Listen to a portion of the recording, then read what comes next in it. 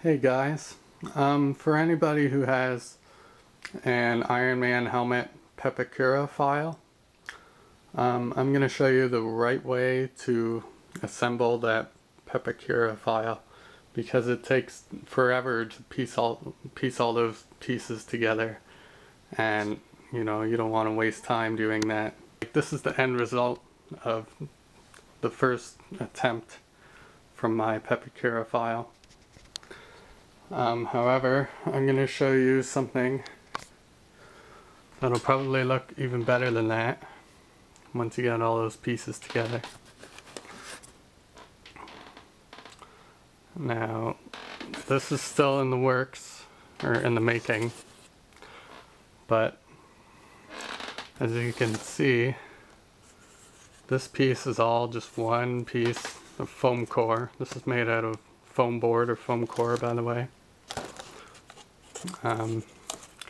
This back part is 3 different pieces rather than, like 25 different pieces all stuck together.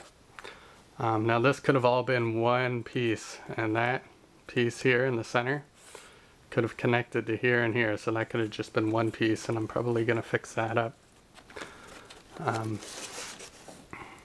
Now this piece here, that's all one piece.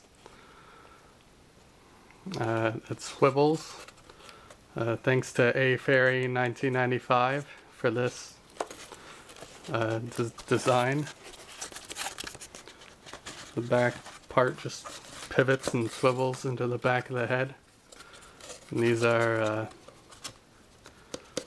some lids from a jar that I had. Looks like this.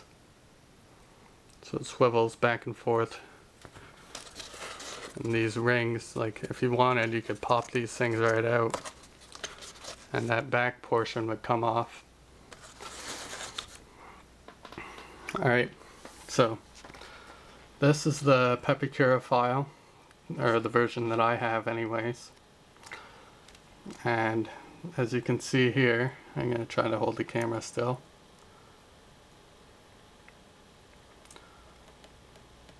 See that nice smooth look? Well, this is the end result that you want, rather than something that looks like this at the end. Now when you're working with foam core, and I recommend that you do, you can bend and shape it so that it gets that nice smooth look to it. Now if you look inside my helmet, you see all those little wrinkles?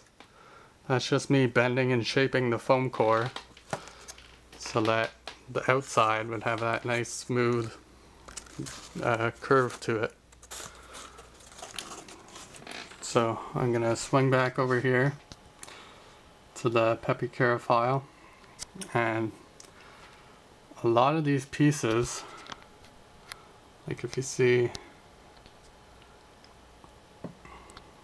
for some reason I can't really focus any better than this, but a lot of these pieces on here are just mirror images. Like there's 2 sides to a head, and hopefully one side looks exactly the same as the other, only reversed. So a lot of these pieces, for example, this here, there's a little red line connecting all these pieces together.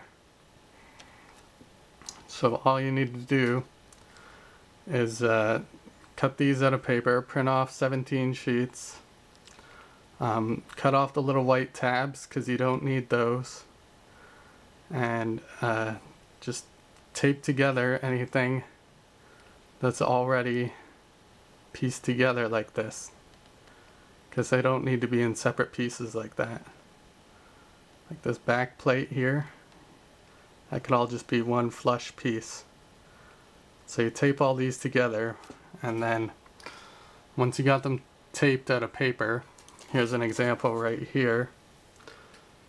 That's the faceplate. I can't get the proper scale, but See, that's I think it was page 8. Okay, so that's page 8 there. And you see all these pieces here, these top ones, this side piece, and these little guys. That's all you need. You don't need any of these bottom ones because they're just a mirror image. So you can split that right in half right there, cut all those out, piece them together on some paper, and once you get this shape, so just trace that onto some foam core, just some board. You can buy it at the dollar store for some foam core there for $1 clearly. And so once you get that shape cut out, I'm going to set the camera down for a minute. As you can see, that looks an awful lot like the faceplate, doesn't it? And that's just that piece of paper that I just taped there. So you can make this all one flush piece. You can cut this or trace this out onto some foam core, flip it over, trace the other side, and then shape it exactly the way you want it, glue it into place or whatever. And then if you want, you can fiberglass it or use some Bondo. I wouldn't recommend using too much because it's already got like a nice smooth look to it, right? So just go around the edges or something, just to, or maybe on the inside you could fiberglass it just so it gives it a little more strength. And if you want, you can make the faceplate a lot more stiffer so that you can attach a servo to it and open the plate up and back down again. But yeah, for a lot of those, a lot of these pieces in this file, if you don't, like some of this here, here's another example. These pieces you don't need because that's just holding the helmet together. That's these pieces down here. Like underneath, you're not going to be able to get your head in if you include those pieces. So chuck those out right away. And then some of these, like this jaw piece here that connects the jaw together. That's just for depth, and you don't need that because foam core already has, you know, some thickness to it, right? So that's really all that strip is. So a lot of those pieces you don't need either. But like I said, you know, just connect any pieces together that have a red line joining everything together like that. And then trace this onto some foam core. So you would need a piece probably a bit bigger than this section that I have right now. So trace one side, flip it over and trace the other. And then you have a nice piece of foam core to work with. And then you can attach that onto your mask and call it good. That's going to save you like a day's worth of work.